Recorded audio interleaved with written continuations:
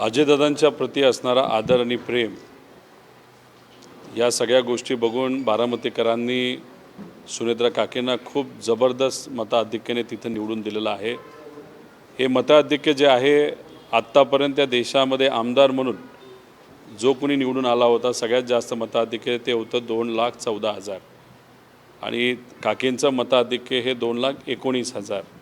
म्हणजे बारामतीकरांनी अजितदादांच्या प्रेमापोटी अजितदादांच्या आदरापोटी या पोटनिवडणुकीमध्ये सुनेत्रा काकेंना मतदान करून एक रेकॉर्ड त्या ठिकाणी केलेला आहे।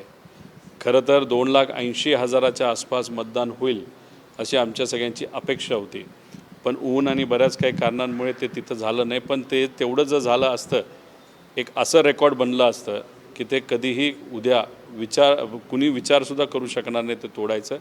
पण ठीक आहे, उन्हाच्या झळा आणि सगळं वातावरण त्या ठिकाणी बघून मतदान कमी झालं असलं तरी त्यात 98% मतदान हे सुनेत्रा काकेंना अजितदादांकडे बघून त्या ठिकाणी झालेलं आहे।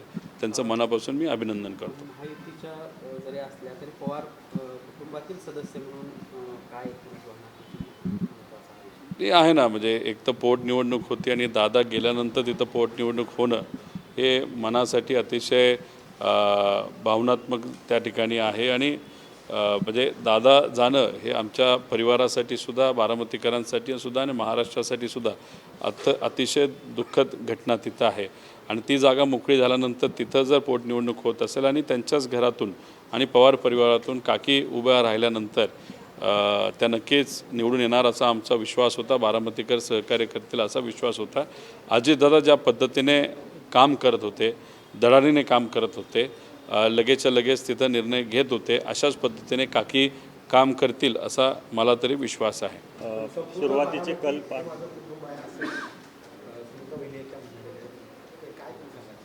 नाही, पवार साहेबसुद्धा नेहमी बारामतीबद्दल जेव्हा बोलतात नाही तर महाराष्ट्राबद्दल बोलतात तेव्हा हेच सांगतात की बारामती आणि महाराष्ट्र हे माझं कुटुंब आहे। अजितदादासुद्धा त्याच पद्धतीने तिथं बोलत असायचे आणि बारामतीकरांनीसुद्धा त्याच पद्धतीने पवार परिवारावर प्रेम केलं आहे। आता दादा नसताना त्यांच्या जागेवर काकी उभा राहिल्यानंतर काकींकडनं सुद्धा लोकांच्या दादांच्या पद्धतीनेच त्या काम करतील अशी अपेक्षा आहे।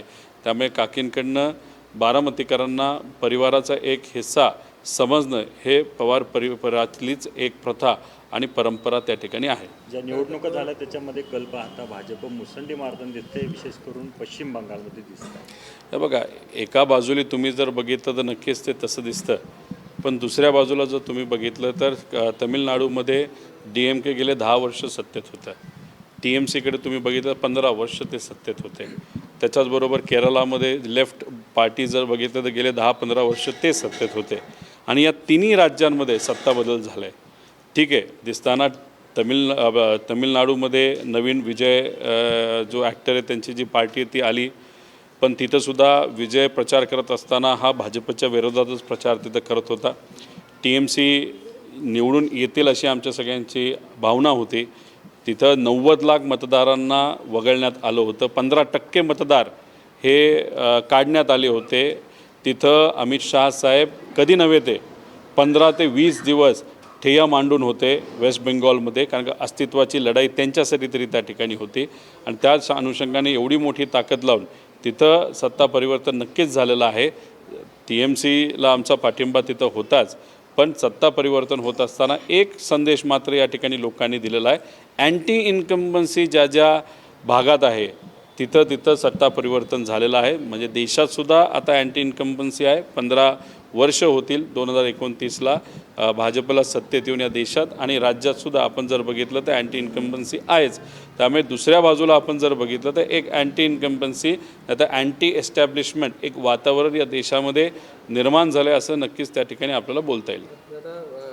बारामतीच्या पोटनिवडणुकीच्या मतदाना दिवशी 2029च्या उमेदवारीवरून काही वक्तव्य त्या ठिकाणी झाली, त्यानंतर पवारसाहेबांनी देखील एक बैठक पुण्यामध्ये पवार कुटुंबियांची घेतल्याचं काय एकूणच पवारसाहेबांची जी बैठक होती ती सुप्रियाताईंची जी कन्या आहे रेवती, तिचं जे लग्न होणार आहे त्याच्यामध्ये परिवार म्हणून आपल्याला एकत्रित राहून जे काही जबाबदारी त्या ठिकाणी उचलायच्या त्याच्याबद्दलची ती बैठक होती। राजकीय कुठेही तिथं चर्चा झाली नाही।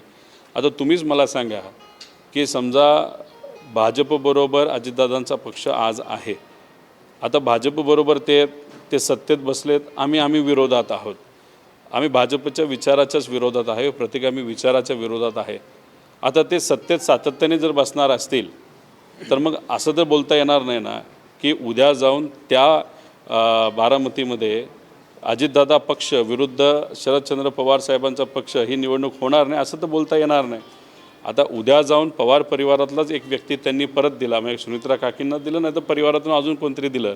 आणि जर पक्षालीसुद्धा म्हणजे पवार साहेबांच्या पक्षाली उद्या जाऊन जर दुसरं कुठला उमेदवार दिला ती वेगळी गोष्ट, जर पवारमधून एक दिलं तर मी जे बोलतोय ते आहे ना. जर ते भाजपबरोबर राहतात तर आम्ही तर भाजपच्या विरोधात आहे.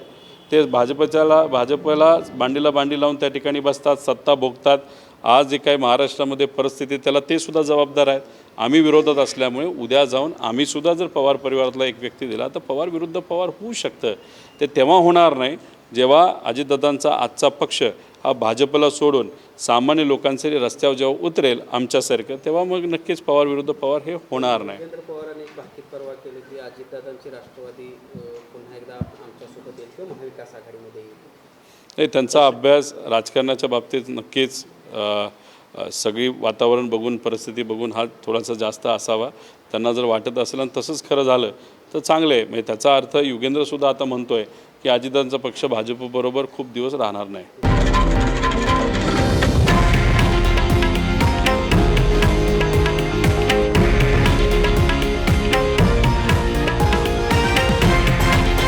हे आहे देशातील नंबर 1 न्यूज नेटवर्क आणि आपण पाहत आहात TV9 मराठी, एकमेव.